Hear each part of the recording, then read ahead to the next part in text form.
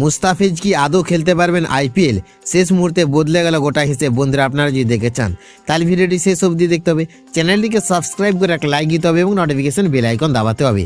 ভারত এবং বাংলাদেশের সম্পর্ক আপাতত খুব একটা স্বস্তিকর জায়গায় নেই। রাজনৈতিক কূটনৈতিক টানাপোড়েনের মধ্যে আইপিএল 2026 মিনি নিলামে বড় সিদ্ধান্ত নেয় কলকাতা নাইট রাইডার্স। বাংলাদেশি তারকা পেস বোলার মুস্তাফিজুর রহমানকে 9 কোটি 20 লক্ষ টাকায় দলে নেয় কেকেআর। সেই সময় থেকে এই সিদ্ধান্ত নিয়ে সমালোচনা শুরু হয়। তবে গত কয়েকদিন পরিস্থিতি আরও জটিল হয়েছে। দুই দেশের সম্পর্কের অবনতি হওয়ায় ভারতীয় ক্রিকেট সমর্থকদের একাংশ দাবি তুলছেন 2026 আইপিএলে যেন মুস্তাফিজকে খেলতে না দেওয়া হয়। এই পরিস্থিতিতে বিসিসিআই বিষয়টি নিয়ে নজর দিতে শুরু করেছে। বাংলাদেশের বিভিন্ন জায়গায় ভারত বিরোধী স্লোগান ওঠার খবর সামনে আসতেই বিতর্ক আরও বেড়েছে। তার জেরেই কিছু সমর্থক মুস্তাফিজুর রহমানকে আইপিএল থেকে বয়কট করার দাবি তুলেছেন।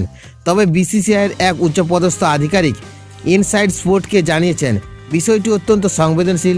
কেন্দ্রীয় সরকারের তরফ থেকে এখনও পর্যন্ত বাংলাদেশের ক্রিকেটারের নির্বাচিত হওয়ার কোনো নির্দেশ আসেনি।